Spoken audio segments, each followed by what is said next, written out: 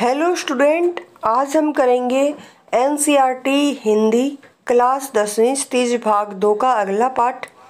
पिछली क्लास में हमने पढ़ा था एक कहानी यह भी मनु भंडारी का। आज हम पढ़ेंगे नौबत खाने में इबादत। ये लिखा गया है यतीन्द्र मिश्र द्वारा। और अगर अभी तक आपने पिछली क्लासों को नहीं देखा है तो ज़रूर देखें। एनसीईआरटी में मैंने जो क्लास 10वीं है तीज भाग 1 कंप्लीट करवा दी है।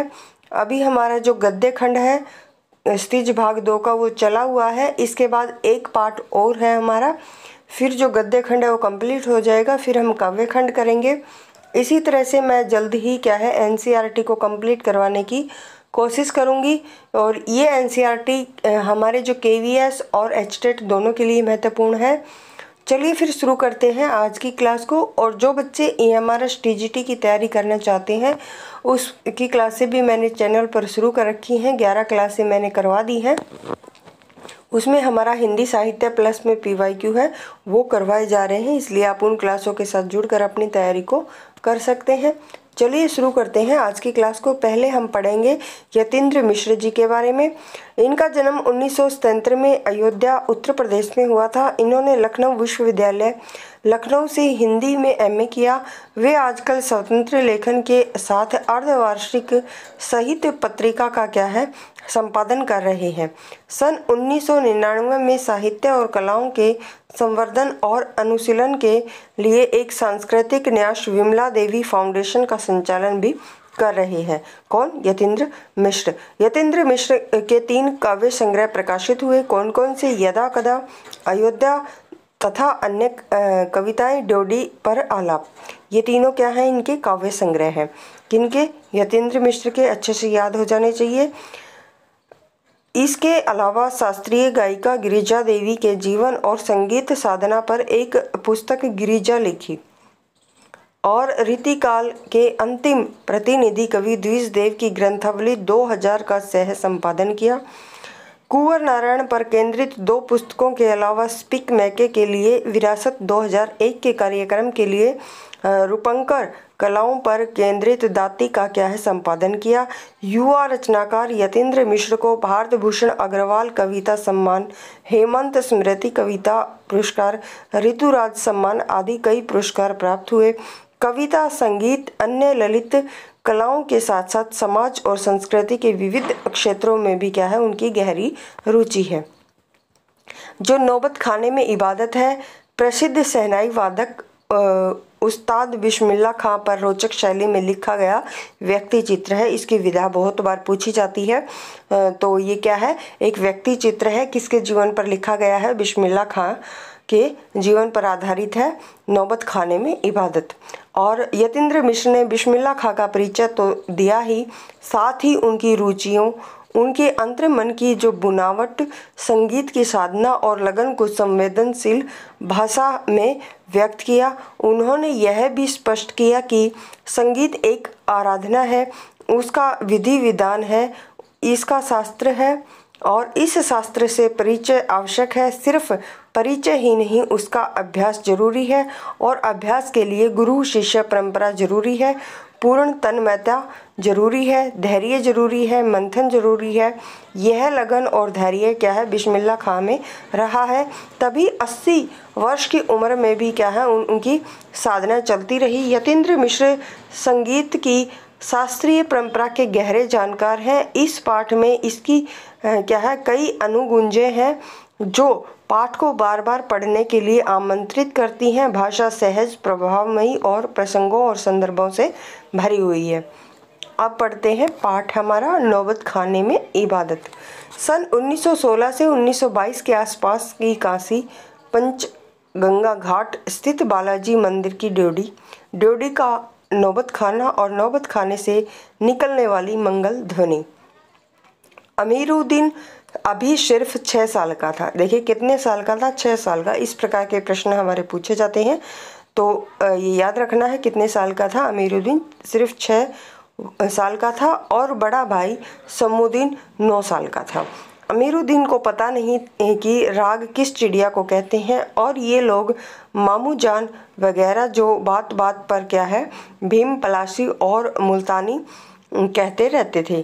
क्या वाजिब मतलब हो सकता है इन शब्दों का। इस लिहाज से अभी उम्र नहीं अमीरुद्दीन की जान सके इन भारी शब्दों का वजन कितना होगा। गोया इतना ज़रूर है कि अमीरुद्दीन व समूद्दीन में क्या है मोहम्मद व सादिक हुसैन तथा अली बख्श देश के जाने माने शहनाई वादक थे और विभिन्न रियासतों के दरबार में बजाने जाते थे।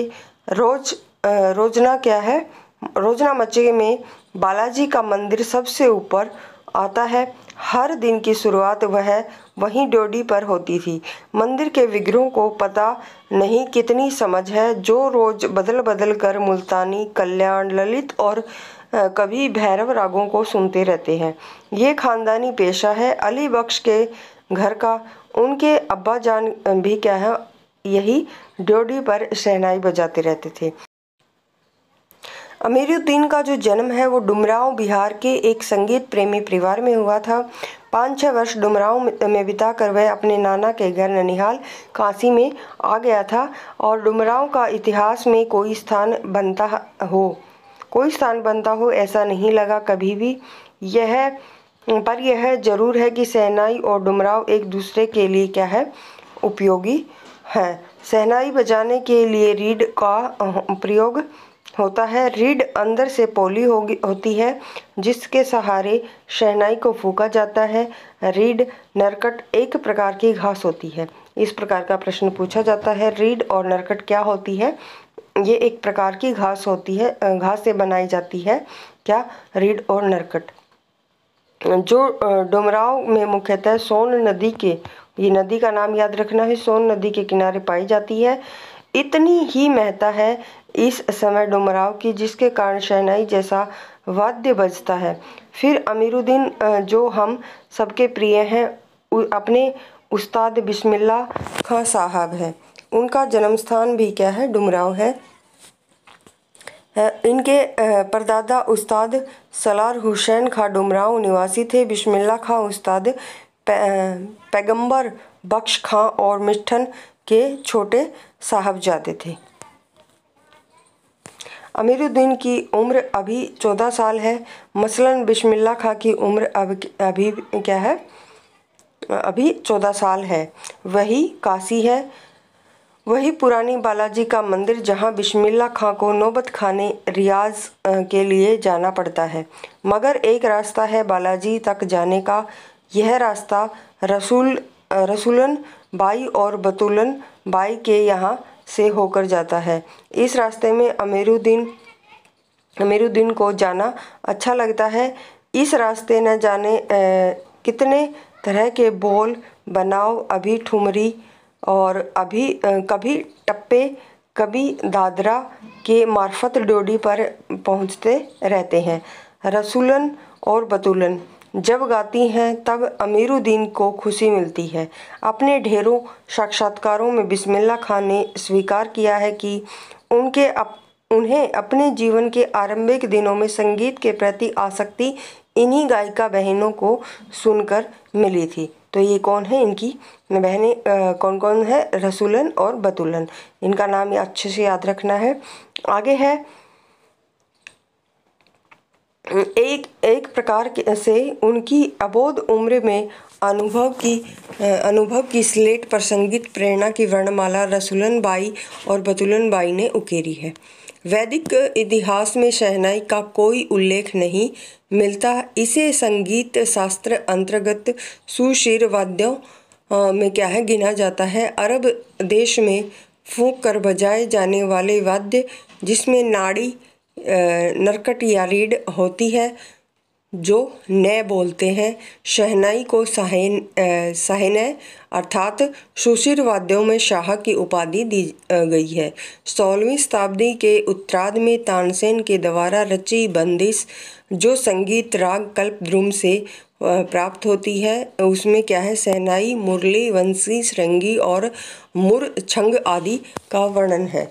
अवधी पारंपरिक लोकगीतों एवं चैती में शहनाई का उल्लेख बार बार मिलता है। मंगल का प्रवेश प्रतिष्ठित करने वाला यह वाद्य इन जगहों पर मांगलिक विधि विधानों के अवसर पर भी ही प्रयुक्त हुआ है। दक्षिण भारत के मंगल वाद्य नागस्वरम की तरह शहनाई प्रभाती की मंगल ध्वनि का संपूरक है।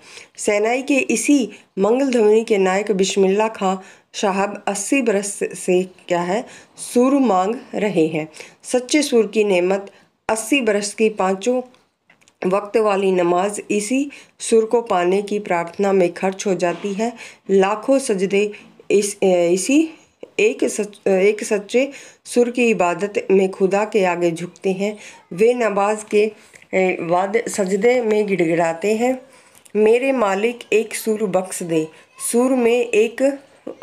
सुर में वह ताशीर पैदा कर कि आँखों से सच्चे मोती की तरह अनगढ़ आंसू निकल आए। उनको यकीन है कभी खुदा यूं ही उन पर मेहरबान होगा और अपनी झोली से सुर का फल निकाल कर उनकी ओर उछालेगा, फिर कहेगा, ले लो अमीरुद्दीन, इसको खा ले और कर ले अपनी मुराद पूरी। अपने ऊहा पोहों से बचने के लिए हम स्वयं किसी गुफा को खोजते हैं जहां अपनी दुश्चिंताओं दुर्बलताओं को छोड़ सके। वहां से फिर अपने लिए एक नया तिलिस्म गढ़ सके। हिरन अपनी ही महक से परेशान पूरे जंगल में उस वरदान को खोजता है जिसकी गमक उसी में समाई होती है। 80 वर्ष में बिस्मिल्लाह खां यही सोचते आए कि सातों सुरों को बरतने की जो तमीज़ उन्हें सलीके से अभी तक क्यों नहीं आई। बिस्मिल्लाह खां और शहनाई के साथ जिस एक मुस्लिम पर्व का नाम जुड़ा हुआ है वह है मुहर्रम।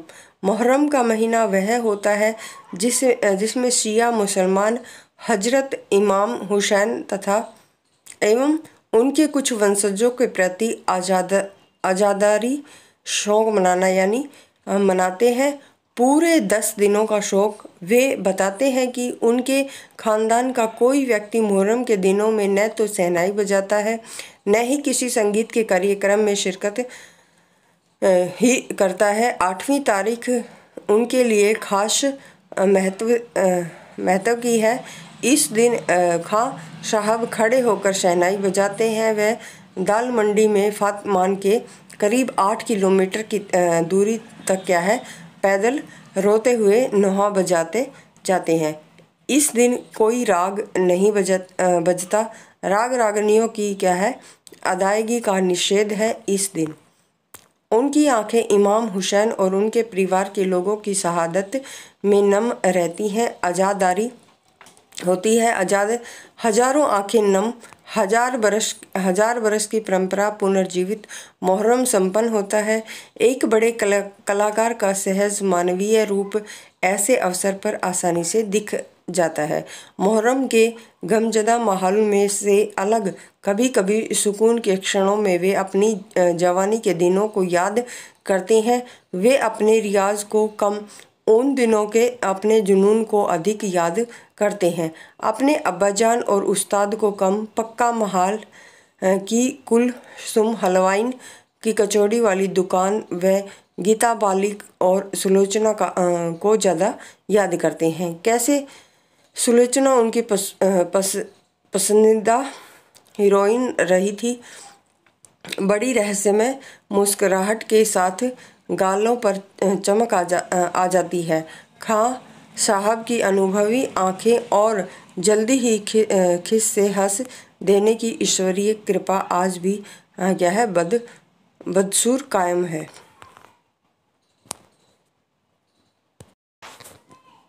आगे है, इसी बाल सुलभ हंसी में कई यादें बंद हैं।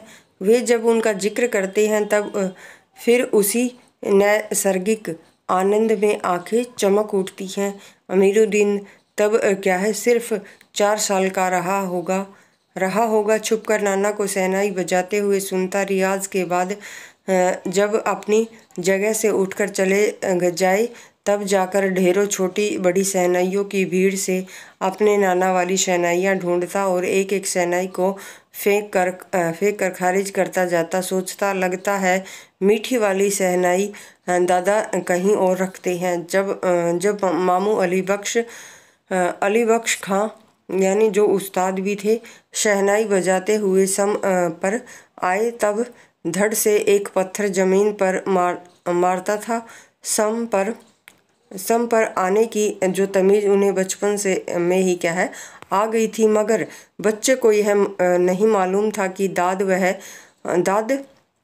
वाह करके दी जाती है, सिर हिलाकर दी जाती है, पत्थर पटक कर नहीं। और बचपन के समय फिल्मों के बुखार के बारे में तो पूछना ही क्या। उस समय 3rd क्लास के लिए 6 पैसे का टिकट मिलता था। अमीरुद्दीन 2 पैसे मामू से, 2 पैसे मौसी से और 2 पैसे नानी से लेता था। फिर घंटों लाइन में लगकर टिकट हासिल करता था। इधर सुलोचना की नई फिल्म सिनेमा हॉल में आई और उधर अमीरुद्दीन अपनी कमाई लेकर चला फिल्म देखने, जो बालाजी मंदिर पर रोज शहनाई बजाने से उसे मिलती थी। एक अठन्नी मेहनताना उस पर यह शौक जबरदस्त कि सुलोचना की कोई नई फिल्म न छूटे। और कुलसुम की देसी घी वाली दुकान, वहाँ की संगीत में कचौड़ी एक इस तरह, क्योंकि कुलसुम जब कलकलाते घी में कचौड़ी डालती थी, उस समय छन से क्या है उठने वाली आवाज़ में उन्हें सारे आरोह अवरोह दिख जाते थे। राम जाने कितनों ने ऐसी कचौड़ी खाई होगी, मगर इतना तय है कि अपने खां साहब रियाजी और सवादी दोनों हैं। और इस बात में कोई शक नहीं कि दादा की जो मीठी शहनाई थी उनके हाथ लग चुकी थी। काशी के संगीत आयोजन की एक प्राचीन और अद्भुत परंपरा है। यह आयोजन पिछले कई वर्षों से संकट मोचन मंदिर में होता आया है। यह मंदिर शहर के दक्षिण में लंका पर स्थित है और वह हनुमान जयंती के अवसर पर यहाँ 5 दिनों तक शास्त्रीय एवं उप शास्त्रीय गायन वादन की उत्कृष्ट सभा होती है। इसमें बिस्मिल्लाह खां अवश्य रहती हैं। अपने मजहब के प्रति अत्यधिक समर्पित उस्ताद बिस्मिल्लाह खां की श्रद्धा काशी विश्वनाथ जी के प्रति भी क्या है अपार है। वे जब भी काशी से बाहर रहते हैं तब विश्वनाथ व बालाजी मंदिर की दिशा की ओर मुँह करके बैठते हैं।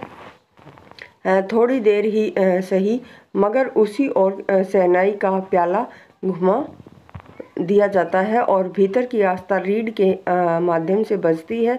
खां साहब की रीढ़ 15 से क्या है 20 मिनट के अंदर गीली हो जाती है, तब वे दूसरी रीढ़ का इस्तेमाल कर लिया करते हैं। अक्सर कहते हैं क्या करें मियाँ, ई काशी छोड़कर कहाँ जाईं, गंगा मैया यहाँ, बाबा विश्वनाथ यहाँ, बालाजी का मंदिर यहाँ हमारे खानदान की कई पुश्तों ने शहनाई बजाई और हमारे नाना जो वहीं बालाजी मंदिर के बड़े प्रतिष्ठित शहनाईबाज रह चुके हैं। अब हम क्या करें, मरते दम तक न यह शहनाई छूटेगी न काशी।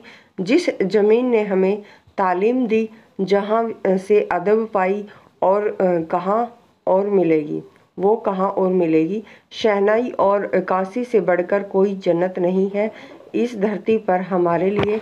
काशी संस्कृति की पाठशाला है। काशी क्या है, संस्कृति की पाठशाला है। शास्त्रों में आनंद कानन के नाम से प्रतिष्ठित काशी में कलाधर हनुमान व नृत्य विश्वनाथ हैं। काशी में बिस्मिल्लाह खां है। काशी में हजारों सालों का इतिहास है, जिसमें पंडित कंठे महाराज और विद्याधरी बड़े रामदास जी मौजूदीन खां हैं। वह इन रसिकों से उपकृत होने वाला अपार जनसमूह है। यह एक अलग काशी है जिसकी अलग तहजीब है, अपनी बोली और अपने विशिष्ट लोग हैं। उनके अपने उत्सव हैं, अपना गम, अपना सेहरा बनना और अपना नोहा। आप यहाँ संगीत को भक्ति से, भक्ति को किसी भी धर्म से क्या है धर्म के कलाकार से, कजरी को चैती से और विश्वनाथ को विशालाक्षी से और बिस्मिल्लाह खां को गंगा द्वार से अलग करके नहीं देख सकते। अक्सर समारोहों एवं उत्सवों में दुनिया कहती है ये बिस्मिल्लाह खां है।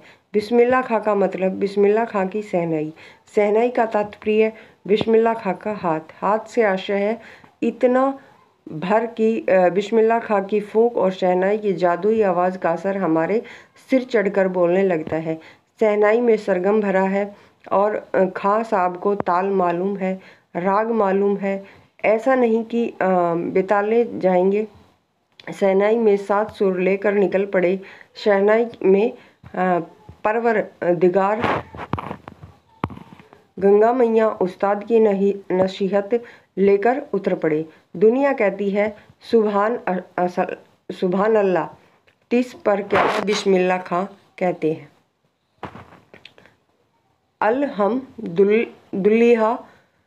दुल्लिहा छोटी छोटी उपज से मिलकर एक बड़ा आकार बनता है। शहनाई का करतब शुरू होने लगता है। बिस्मिल्लाह खां का संसार सुरीला होना शुरू हुआ। फूंक में अनजान की तासीर उतरती चली आई। देखते देखते शहनाई 1.5 शतक के साज से 2 शतक का साज बन जाता और साजों की कतार में सरताज हो गई। अमीरुद्दीन की शहनाई गूंज उठी। उस फकीर की दुआ लगी जिसने अमीरुद्दीन से कहा बजा बजा। किसी दिन एक शिष्य ने डरते डरते खां साहब को टोका, बाबा आप यह क्या करते हैं? इतनी प्रतिष्ठा है आपकी, अब तो आपको भारत रत्न भी मिल चुका है, यह फटी तहमद न पहना करें, अच्छा नहीं लगता। जब भी कोई आता है आप इसी फटी तहमद में सबसे मिलते हैं। खां साहब मुस्कुराए, लाड से भरकर बोले, धत पगली, ई भारत रत्न हमको शहनाइयाँ पे मिला है, लुंगिया पे नहीं। तुम लोगों की तरह बनाव श्रृंगार देखते रहते तो उम्र ही बीत जाती, हो चुकती शहनाई, तब क्या खाक रियाज हो पाता। ठीक है बिटिया, आगे से नहीं पहनेंगे, मगर इतना